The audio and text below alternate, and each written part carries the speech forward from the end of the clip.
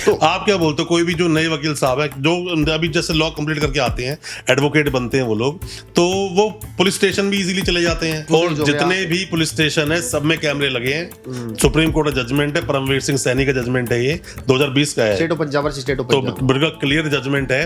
हर police station में कैमरे होंगे, आप पार्टियां लगा के फुटेज लेंगे तो मिलेगी आपको। जो कानून जज ने बनाया है ना, वो वकीलों के द्वारा बनवाया गया था। तो पॉइंट ये है कि जो दिल्ली की जो वकालत है उसमें अंतर ये है कि यहाँ पे सुप्रीम कोर्ट भी है, हाई कोर्ट भी है, सेशन कोर्ट भी है, ये मक्का है कहीं ना कहीं वकालत के लिए, सब लोग पूछते हैं। फिर एक बार आप सभी का स्वागत करता हूं अपने इस पॉडकास्ट चैनल पर, और आज पॉडकास्ट में हमारे साथ हैं एडवोकेट राहुल भारद्वाज।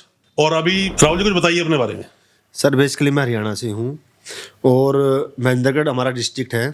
मैं 2006 में मैंने 10th की थी। लॉ प्रोफेशन के बारे में क्या बोलना चाहते हैं, कैसा प्रोफेशन है ये? सर लॉ प्रोफेशन बहुत बेहतरीन है, इसलिए तो हम लास्ट में इस प्रोफेशन में आए पहुंचे हैं। क्योंकि सर जो मैं फिर उसी पॉइंट में आ रहा हूं मैं कि जो झिगजैग वाला जो रास्ता है ना, वहां से हटके अगर अगर अगर हम प्रीफरेबली अगर हम लॉ में जाते हैं तो 12th के बाद बच्चा सीधा क्लैट करेगा। 5 साल की लॉ होती है, उसमें बच्चा अगर ढंग से अगर क्लैट की तैयारी कर लेता है तो अच्छे एलएलयू में उसका एडमिशन हो जाएगा, और उसके लिए उस लॉ से बहुत बेस्ट कोई करियर अच्छा नहीं हो सकता, क्योंकि उसमें उसकी डिग्निटी है, उसमें उसके पास एक फ्यूचर स्कोप है, उसमें उसके पास एक फ्रीडम है काम करने का, उसमें उसके पास अच्छे पैकेज है, उसमें उसके पास अच्छी कंपनियां हैं, उस पर बहुत कैंपस प्लेसमेंट है, जो कि 12th के बाद बहुत कम ऐसे स्कोप है जहाँ पे होती है।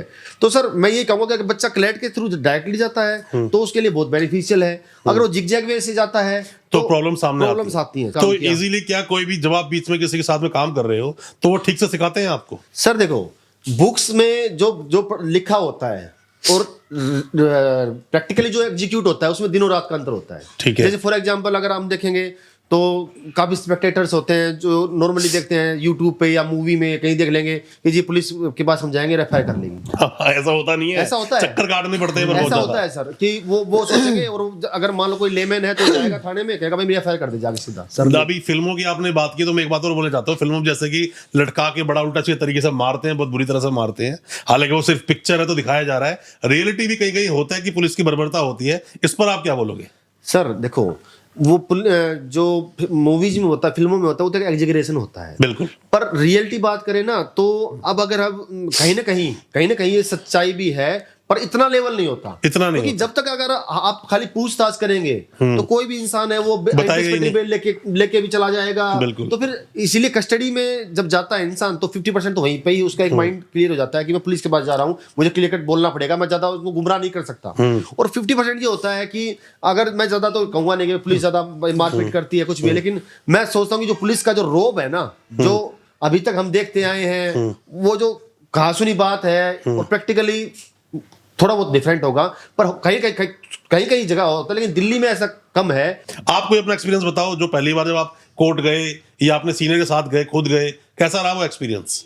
सर पहली बार का तो एक्सपीरियंस खैर ज्यादा याद नहीं है मेरे को, पर ये है कि जो कोर्ट में अगर जो मैं कहना चाहूँ तो कोर्ट का जो एक्सपीरियंस सर वो ये होता है कि जो एक लॉयर होता है ना, लॉयर हो या जज हो या जस्टिस रिलेटेड कोई भी इंसान हो, डॉक्टर ही क्यों ना हो, जब तक उस इंसान में एक एम्पैथी और सिंपैथी नहीं है ना, तब तक वो इंटरनली ना तो वो ऐसी बहस कर पाता, ना कोई आर्गुमेंट कर पाता, जब तक उसके इंटरनली वो चीज उसको महसूस करे। बिल्कुल।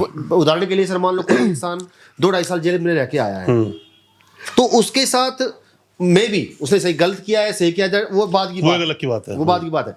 पर हमें कल एक एज एन एडवोकेट हमें ये सोचना चाहिए, एक माइंड में ये कंसेप्शन होना चाहिए कि हम अगर इसने गलत किया है तो वो ट्रायल के बाद आएगा, अभी फिलहाल तो वो ऐसा क्लियर नहीं है कि until proven guilty।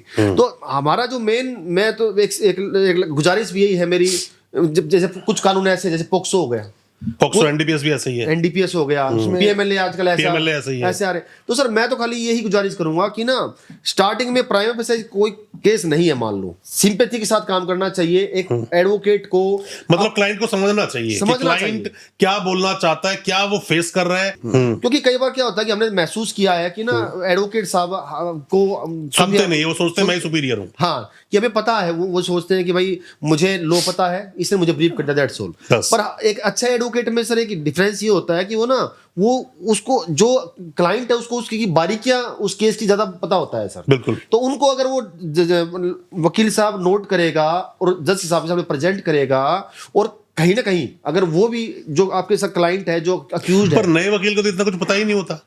नया वकील कोई जो थोड़ा जो अपनी पढ़ाई कर कर वो आया है, उसे केस मिल गया, तो केस की जो अटेंडेंस मार्क करवानी है जाके कोर्ट में उसको, वो वही ठीक से नहीं करा पाता, तो उसको उसके लिए क्या करना चाहिए सर? मतलब एक नया, मान लीजिए कोई भी एक नया एक वकील है, अभी उन्होंने कंप्लीट की अपनी वकालत और पहला केस है, और सीधा बोल दिया उसके सीनियर ने, बोल दिया जाओ और एडजर्न ले लो, तो ये एडजर्नमेंट के लिए भी क्या केस पढ़ के जाना जरूरी है? बिल्कुल जाना चाहिए सर।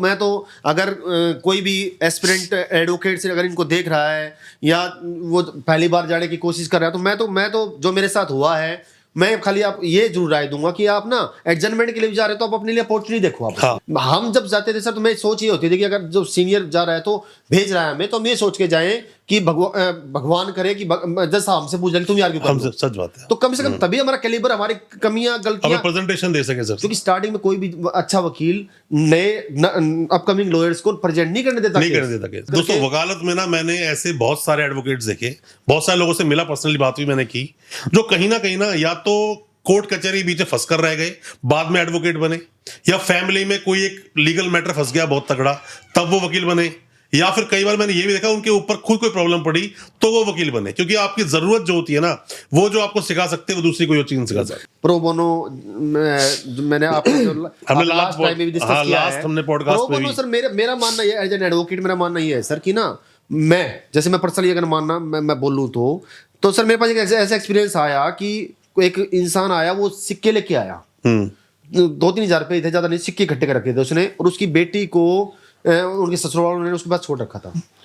उसने कहा बाबूजी हाथ जोड़ते हुए कि जी ये कर दो, ये केस कर दो, सेक्शन 12 का या डिवोर्स का या जो भी केस है डालना है डाल दो, जो आपको करना सकते हो। पर पैसे नहीं थे उसके पास, पैसे नहीं थे, जो सिक्के थे वो लेके आया। नहीं यार, पर मैं तो ये देखा है लगभग सभी वकील कभी ना कभी कोई ना कोई प्रो बोनो केस मैं सर वही कहना चाह रहा हूँ कि ना आप वहां पे प्रो बोनो करो, क्योंकि वहां पे तो मैंने क्या कहा कि जब तक एक एडवोकेट के पास सिंपैथी और एम्पैथी नहीं है, जो डॉक्टर में, फिर डॉक्टर भी एक ऐसा प्रोफेशन है सर जब लोग परेशान होकर आते हैं, जहाँ पे ऐसे से आपके हमारे पास जब तजुर्बे में जाते हैं, जब प्रैक्टिकली जाते हैं, तो सर ऐसे लोग जाते हैं जिनके पुलिस से कई बार हो जाता है कि भाई पुलिस भी पूरी रात उसको बंद कर दिया, अब उनको पता ही नहीं कि भाई हमारा घर का एक सदस्य कहाँ है, आ जाते हैं परेशान, ना उनको पता होता है कि कहाँ जाना है। कई बार क्या होता है कि वकीलों को जेब से पैसे देने पड़ जाते हैं। तो आप क्या बोलते हो, कोई भी जो नए वकील साहब है जो अभी जैसे लॉ कंप्लीट करके आते हैं, एडवोकेट बनते हैं वो लोग, तो वो पुलिस स्टेशन भी इजीली चले जाते हैं, मतलब जाना आना उनका कॉमन हो जाता है, छोटी छोटी बातों पुलिस से चले जाते हैं। आपके हिसाब से क्या है कि एडवोकेट को हर छोटी बड़ी बातों के लिए पुलिस स्टेशन में जाना चाहिए? अब होना क्या चाहिए कि एडवोकेट को अपनी डिग्निटी वहां भी मेंटेन करनी चाहिए कि अगर मान लो खुदा ना कैसे जाना पड़ जाए, क्योंकि होता है कई बार ना, इतनी मैंने क्या कहा कि हमारे, पर मैं कह रहा हूं कि एडवोकेट ही क्यों, एक आम इंसान को अपने अधिकारों के बारे में पता है, कानून वो जानता है, फंडामेंटल राइट उसको पता है, तो वो भी तो एडवोकेट ही हुआ। बस एडवोकेट का उसको एक सिंबल नहीं मिला, अदरवाइज वो भी वही है, कानून के जानकार बन गया, और एक वकील भी वही है। तो दोनों में अंतर कहां पे हुआ?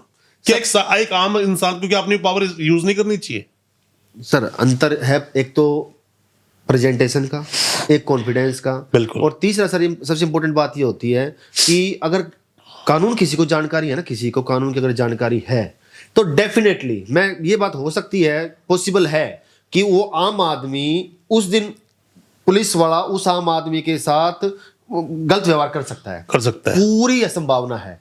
पर एक बात की पूरी संभावना का है कि अगर उसको जानकारी है ना, तो चाहे वो आम इंसान हो, देखो कानून की जानकारी होनी चाहिए, ये प्रोवाइड सबको होनी चाहिए। तो मैं अपने चैनल के माध्यम से सभी लोगों को बोलता हूं, हर इंसान को, जितने भी मेरे देश के नागरिक है सबकी बात करता हूं, सबको अपने कानून के बारे में पता होना चाहिए, सबको अपने अधिकार पता होने चाहिए, सभी को पता होना चाहिए कि पुलिस वाला बदतमीजी करे तो सबक आप कैसे उसको सिखा सकते हैं, कैसे कोर्ट बुला सकते हैं। मैं सबक वाले पॉइंट पे भी आ रहा हूं, तो उसमें ये क्या करेगा वो कि उस दिन उसके साथ जो भी होगा ठीक है। ऐसे बहुत से उदाहरण हैं सर, बहुत से एग्जाम्पल है हमारे पास। पब्लिक सर्वेंट ही तो है, अल्टीमेट सरकारी नौकरी तो है। तो होता क्या है, जब तक वर्दी है तब तक तो गर्मी होती है, अगर ऐसे जो गलत लोग हैं, रिश्वतखोर लोग हैं, वर्दी गई तो मामले खत्म हो गए। और जितने भी पुलिस स्टेशन है सब में कैमरे लगे हैं। सुप्रीम कोर्ट का जजमेंट है, परमवीर सिंह सैनी का जजमेंट है, ये 2020 का है। State of Punjab versus state of तो पंजाब। बिल्कुल क्लियर जजमेंट है। हर पुलिस स्टेशन में कैमरे होंगे, आप पार्टियां लगा के फुटेज लेंगे तो मिलेगी आपको। जैसे पहले भी लास्ट पॉडकास्ट में हमने सवाल पूछा था कि दिल्ली की वकालत नोएडा की वकालत से, गाजियाबाद की वकालत से, फरीदाबाद की, गुड़गांव की वकालत से कैसे अलग है? सर इसमें ना दिन और रात का अंतर है। जैसे क्योंकि मैंने नोएडा में भी पेश हुआ हूँ, सूरजपुर कोर्ट में पेश हुआ हूँ, मैं गुड़गांव में भी पेश हुआ हूँ।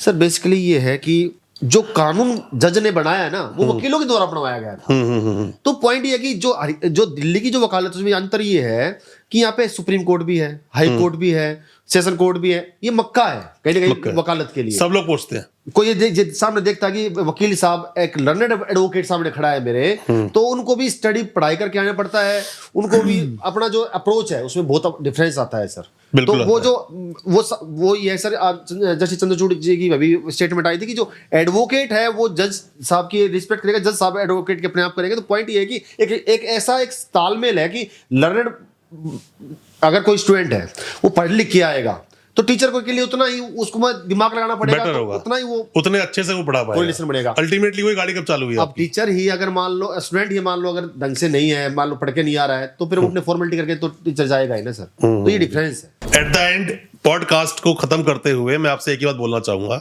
कोई भी नए वकील साहब हैं, पेशेंस बहुत जरूरी है।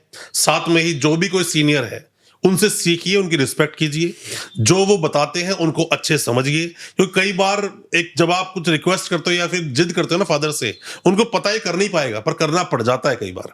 तो आप उस गलती में बहुत कुछ गलत कर बैठोगे, क्योंकि एक डिग्निटी सब कुछ है, आपकी रेप्यूटेशन, एक वकील की रेप्यूटेशन ही सब कुछ है। उसको आपने लॉस कर दिया ना, कुछ बचेगा नहीं आपके पास। तो बेहतर है अच्छे से वकालत करें।